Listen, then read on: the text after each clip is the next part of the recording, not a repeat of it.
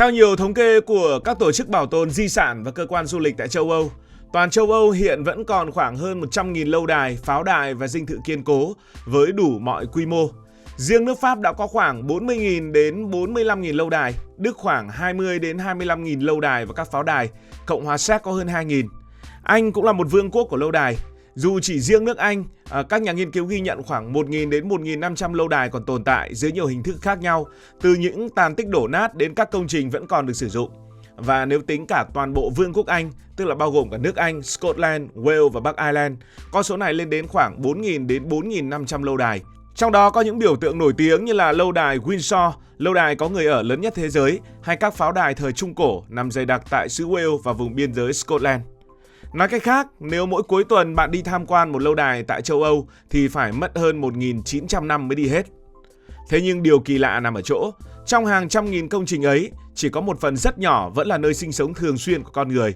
Phần lớn hoặc đã trở thành bảo tàng, khách sạn, phim trường, địa điểm tổ chức đám cưới, hoặc đơn giản chỉ đứng đó lặng lẽ giữa núi rừng, cánh đồng hay bên dòng sông như những chứng tích của lịch sử. Rất nhiều người đều có chung một thắc mắc, lâu đài đẹp như vậy, rộng như vậy, nếu bán thì bằng cả gia tài, ở chắc là sướng hơn biệt thự, tại sao không ai vào ở? Vì sao châu Âu nhiều lâu đài nhưng phần lớn bỏ không? Ngày nay, nhìn lâu đài người ta nghĩ đến công chúa hoàng tử hay những bộ váy dạ hội như trong truyện cổ tích.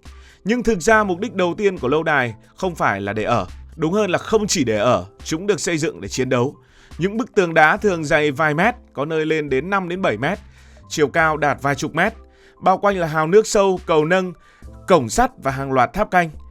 Nhiều lâu đài giống hệt một căn cứ quân sự hơn là nhà ở.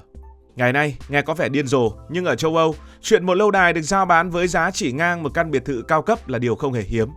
Có những lâu đài rộng hàng chục nghìn mét vuông ở Pháp được giao bán với giá từ 700.000 đến 1 triệu euro, tức khoảng 20 đến 30 tỷ đồng. Một số lâu đài tại Ý hay Scotland thậm chí còn rẻ hơn. Nếu mà quy đổi ra tiền Việt thì có lẽ cũng chỉ tương đương những căn biệt thự ở Hà Nội hay thành phố Hồ Chí Minh. Ngay đây nhiều người sẽ nghĩ ngay, ôi giời ơi quá rẻ, mua xong thì ngày nào cũng sống như vua chúa, làm công chúa, làm hoàng tử cho nó sướng. Nhưng đó mới chỉ là cái giá để cầm chìa khóa. Nếu bạn nghĩ mình mua được lâu đài đã xong thì xin chúc mừng, bạn vừa hoàn thành khoảng 5% hành trình, 95% còn lại nằm ở những hóa đơn mỗi tháng. Và đó có lẽ là lý do mà nhiều lâu đài giao bán nhưng vẫn chẳng ai mua hoặc là bỏ không. Lấy ví dụ, một lâu đài cỡ trung bình ở Pháp hay Anh, diện tích từ khoảng 2.000 đến 5.000 mét vuông, chưa kể sân vườn có thể rộng vài hecta. Chỉ riêng cái việc dọn dẹp thôi cũng đủ khiến một gia đình bình thường phải đầu hàng. Một căn hộ 100 mét vuông có lẽ chỉ cần một vài chiếc máy hút bụi là xong. Nhưng với lâu đài, bạn có thể phải đi bộ hàng cây số chỉ để lau hết các hành lang. Có những lâu đài dài đến mức chủ nhà phải dùng xe điện nhỏ để di chuyển giữa các khu nhà. Rồi đến tiền điện. Một ngôi nhà hiện đại thường chỉ có vài chục bóng đèn, nhưng một lâu đài có thể có vài trăm thậm chí hàng nghìn điểm chiếu sáng nếu tính cả đèn sân, hành lang, cầu thang, đại sảnh và khuôn viên. Nhưng đó vẫn chưa phải là khoản tốn kém nhất, thứ ăn tiền nhất lại chính là cái mái. Ở Việt Nam, nếu mái nhà bị tốc vài viên ngói, bạn chỉ cần gọi thợ đến là xong. Còn với lâu đài thì khác, nhiều mái được lợp bằng đá phiến tự nhiên hoặc ngói nung thủ công từ vài trăm năm trước. Có loại vật liệu ngày nay không còn sản xuất hàng loạt nữa, muốn thay phải đặt làm riêng, giá có thể cao gấp nhiều lần ngói thông thường. Quan trọng hơn không phải cứ thuê một đội thợ nào là cũng làm được. Nhiều nước châu Âu quy định, việc sửa chữa di sản phải do những nghệ nhân hoặc đơn vị được cấp chứng chỉ thực hiện. Họ không chỉ biết lợp mái mà còn phải hiểu kỹ thuật xây dựng từ nhiều thế kỷ trước để giữ nguyên giá trị lịch sử. Tiền công vì thế rất cao. Chỉ cần một trận mưa đá hay một cơn bão lớn làm hỏng một phần mái, hóa đơn sửa chữa có thể lên đến hàng chục nghìn euro. Nếu hỏng nặng thì con số có thể lên đến quy đổi tiền Việt hàng tỷ đồng. Mà lâu đài thì đâu chỉ có mái, còn tường đá, còn cửa gỗ, còn cửa kính màu, còn hệ thống thoát nước, còn hàng rào, còn sân vườn. Tất cả đều lão hóa đi từng ngày.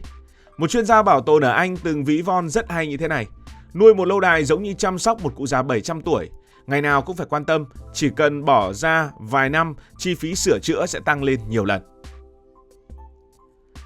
Và thế nên, lâu đài phần lớn bị bỏ trống, tức là không có con người ở một cách thường xuyên, chứ không phải là bỏ trống mà vứt ở chỗ đó. Và điều kỳ lạ nhất là càng bỏ trống, lâu đài lại càng kiếm được nhiều tiền. Thực tế, rất nhiều chủ lâu đài ở châu Âu nhận ra một điều, nếu lâu đài trở thành nơi ở, mỗi năm họ chỉ có tốn tiền mà thôi.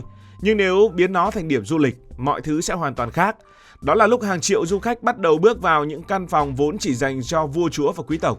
Và cũng từ đây, rất nhiều lâu đài đã bước sang cuộc đời thứ hai, không còn là nơi ở mà trở thành những cỗ máy in tiền thực sự. Tại sao lại như thế nhỉ? Bạn sẽ thấy một điều thú vị như thế này. Ban ngày những lâu đài cổ kính đông nghịt khách du lịch, buổi tối ánh đèn lại sáng lên để chào đón những cặp đôi tổ chức đám cưới. Đêm muộn hơn nữa, có nơi lại trở thành khách sạn sang trọng với giá thuê lên đến cả chục triệu đồng một đêm. Có nghĩa là phần lớn lâu đài ngày nay không còn sống nhờ chủ nhân không cần ở thường xuyên ở đó nữa, mà chúng sống nhờ du khách. Đây cũng là cách mà người châu Âu giải được bài toán tưởng như không có lời giải. Một tòa lâu đài tiêu tốn hàng tỷ đồng mỗi năm để bảo trì. Vậy thì hãy để chính nó tự kiếm tiền nuôi nó. Ý tưởng này hiệu quả đến bất ngờ. Nhiều lâu đài mỗi năm đón vài trăm nghìn, thậm chí hơn 1 triệu lượt khách. Chỉ riêng tiền vé thu đã đủ để chi trả phần lớn chi phí bảo dưỡng của lâu đài. Nổi tiếng nhất có lẽ là lâu đài Neuschwanstein. Đây là tòa lâu đài được xem là nguồn cảm hứng cho lâu đài trong logo của Disney. Mỗi năm nơi này đón từ 1,3 đến 1,5 triệu lượt khách, tức là con số trung bình lên đến khoảng 4.000 người mỗi ngày vào mùa cao điểm. Chỉ tính riêng tiền vé tham quan, doanh thu đã lên đến hàng chục triệu euro mỗi năm, chưa kể các khoản thu từ cửa hàng lưu niệm, nhà hàng và dịch vụ đi kèm. Ở Anh, lâu đài Alnwick cũng là một ví dụ rất thú vị. Nhìn thấy quen quen rồi đúng không? Thì đây chính là nơi quay những cảnh quay đầu tiên của trường phù thủy trong loạt phim Harry Potter. Sau khi bộ phim nổi tiếng trên toàn thế giới, lượng khách du lịch tăng vọt. Ngày nay mỗi năm có khoảng 600.000 đến 700.000 lượt khách ghé thăm. Người ta không chỉ mua vé tham quan mà còn trả tiền để học bay chổi, mặc áo phù thủy và trải nghiệm các hoạt động lấy cảm hứng từ bộ phim. Có nghĩa là một bộ phim dài vài giờ đã giúp lâu đài kiếm tiền suốt hàng chục năm. Điều thú vị là người châu Âu gần như không để bất kỳ khoảng không nào trong lâu đài bị lãng phí. Đại sảnh là nơi các hiệp sĩ từng tuyên thệ sự trung thành, ngày nay trở thành nơi tổ chức hội nghị.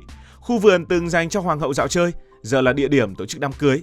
Nhà kho cũ thì biến thành hầm rượu, chuồng ngựa cải tạo thành quán cà phê hoặc phòng triển lãm.